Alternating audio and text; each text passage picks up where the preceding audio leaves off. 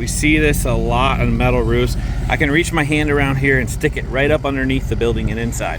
We know, because we've been in this business for over 60 years, is the water will circle, come back around, so we want to prevent that. We're going to put the proper foam in, we're going to put a better drip edge on, and then we're going to overhang the panel enough where it's going to drip out away from that. What makes Eustis different is we make a special metal just for this job. I'm going to show you what that looks like. First thing is we build a bigger drip edge. It's going to cover up the building a lot better. It looks a lot nicer. Then again, we have a 2-inch flange here with another 1.5 inches here, and then our standard foam that goes in there. What makes this unique is the water in a metal building is going to turn, circle back around until the gravity grabs it and comes down.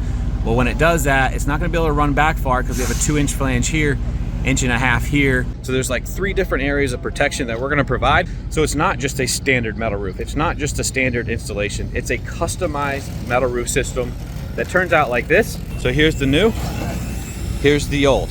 This roof lasts much longer, so that in the end, it costs the homeowner or the building owner much less than a typical roofer because how long the roof lasts.